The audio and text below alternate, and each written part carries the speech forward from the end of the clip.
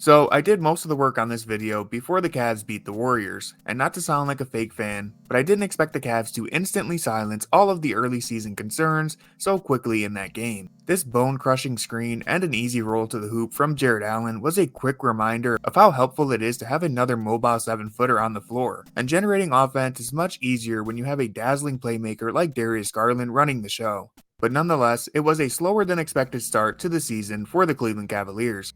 Prior to their dominant win over the Warriors, there were some concerning trends emerging for the Cavs, so I think it's still worth addressing Cleveland's rocky start to the year, because this video is always going to have a positive spin anyways, and I'm glad the Cavs responded on Sunday night with an inspiring victory. Now let's figure out what's going on with the Cleveland Cavaliers and how they can move away from their slow start.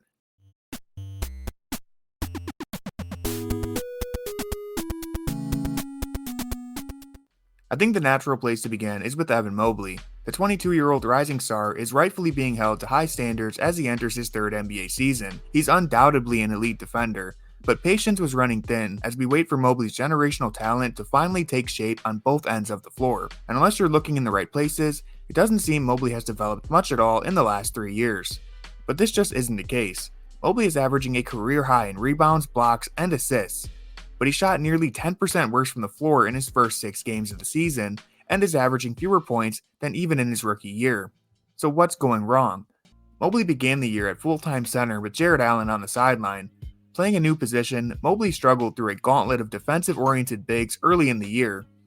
The size and length those players provide is far greater than what Mobley normally faces at power forward. This is a layup against 99% of the NBA, but not when Chet Holmgren is defending you. And while Mobley had a strong second half against OKC and would go on to score 33 points versus Indiana, all everyone seems to remember are the awkward fall-away jumpers and the times Mobley was stuffed at the rim. It feels like Mobley might be best suited to play power forward long-term with Allen anchoring the paint, because Allen's interior presence is what frees up Mobley to be the best version of himself. Compare these two plays. This one from last season where Allen is occupying the big down low, allowing Mobley free reign to get to his spot and rise over a smaller defender for an easy bucket.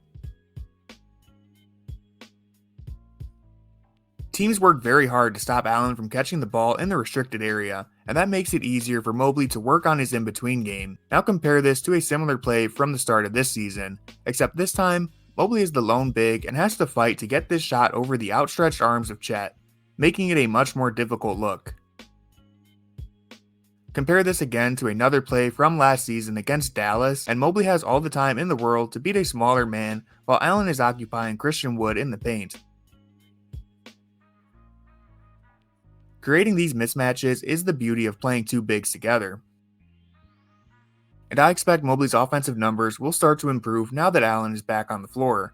Then there's that guy Darius Garland, who will probably help Mobley quite a bit too.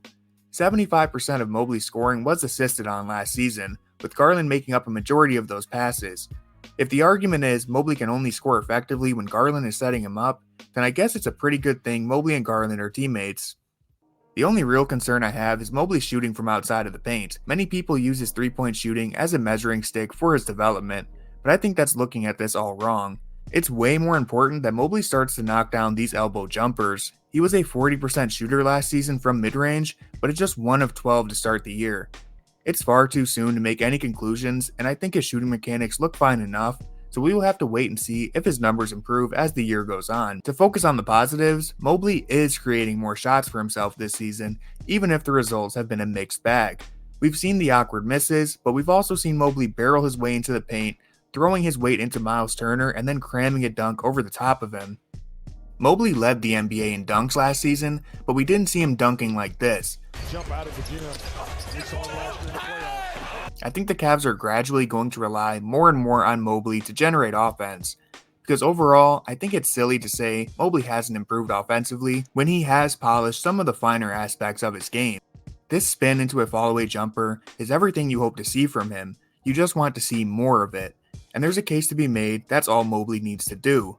It's important to remember he will always be the third option offensively behind Garland and Mitchell, but his 33 points over Indiana, with all 3 of his star teammates out due to injury, is an example of what Mobley could do if he had the entire offense to himself. But he doesn't, so carving out a niche from the elbow, operating as a pseudo-offensive hub, and converting as many opportunities in the paint as possible is the best path forward for Mobley, and we shouldn't skip over the fact that Mobley is already an established Defensive Player of the Year caliber talent at just 22 years old.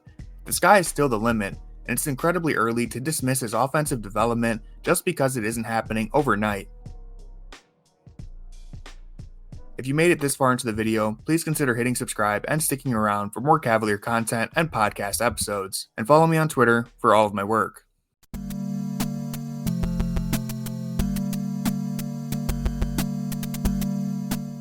Now let's talk about the Cavaliers' new pieces.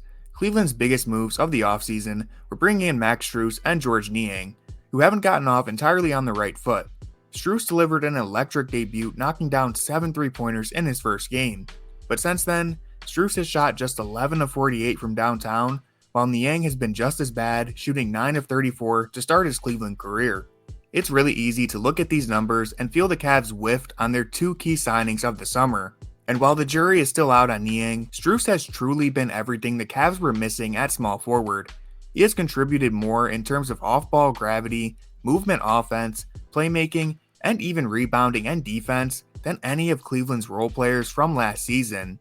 Opposing teams will continue to respect Strus as a shooter even when he's cold. Strus is shooting 0 of 3 from downtown at this point of the game against Indiana, but the Pacers still stay topside on the screen to avoid giving him a 3-point opportunity.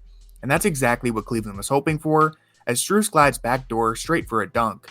His constant off-ball movement has provided the Cavs with new wrinkles in their offense. A timely cut here is what causes the defense to collapse, and this is a nice pass from Mobley.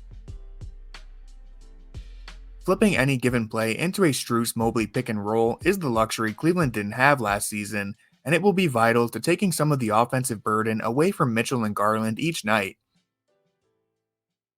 Strus might not be Kyle Korver in terms of consistency, but he's having the desired effect on the Cavaliers' style of play, and his effort on defense has made him better than advertised, proving to be a scrappy defender who can hold his own in a team system. As for Niang, the shooting drought has been more damaging, as Niang doesn't provide as much in other areas as Strus, but Niang is more willing to shoot 3-pointers than most supporting players, and that's a stylistic change the Cavs were hoping to make this season. With the team at full strength, the spot minutes of Niang burying open 3-pointers will look much better than the previous expectations being placed on him every night. And this finally brings us to the 2 players who bring all of this together, because when Jarrett Allen and Darius Garland are on the floor, all of this, from Mobley's development to Strus and Niang, starts to come into focus.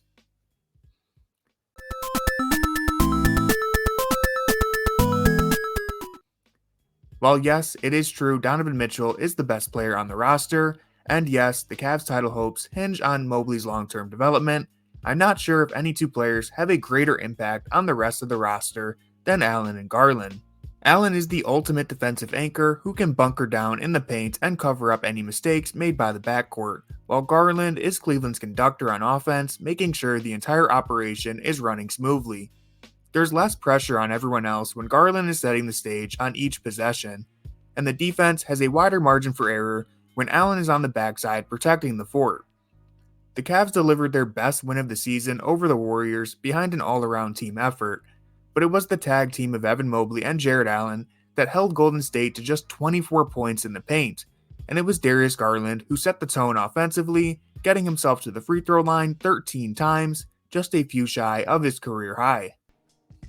Garland had the Warriors on their heels all night, and I think the Cavs might be at their best when Garland is in attack mode like this. It's easy to look at Cleveland's roster construction and think they are overlapping at both the guard position and center. But where Mitchell provides elite scoring, Garland adds a much-needed dose of playmaking, just like how Allen brings the size and physicality as a true center, next to Mobley, who might be stuck as an in-betweener if Allen wasn't by his side. The core 4 isn't a perfect match, but they're as close to a working quartet as possible in the NBA. And so much of that relies on the steady contributions from Garland and Allen on every single night. Cleveland might have started the year slow behind a wave of injuries, a tough schedule, and a few shooting slumps, but now that they are healthy, the path is going to open up in December to provide them the proper runway for takeoff. The Cavs play 8 games at home with at least 1 day of rest between most of these games, almost all of which come against very beatable opponents. So right now, my only wish is for Cleveland to minimize the damage of these early season tribulations and get fully healthy so they can hit their stride later in the year. To summarize, we need to see Mobley establish himself as a premier playmaking big, convert more jumpers from the elbow, and return to form around the rim. Strus and Niang are going to deal with streaky performances, but Strus in particular can still be a positive player every night if he continues to defend at a high level and bring the off-ball gravity Cleveland was missing last season. And finally, Darius Garland and Jarrett Allen are the hidden engines that keep this team running. With them back in the lineup and eventually back in midseason form, we should see the best possible version of this team, whatever that might be.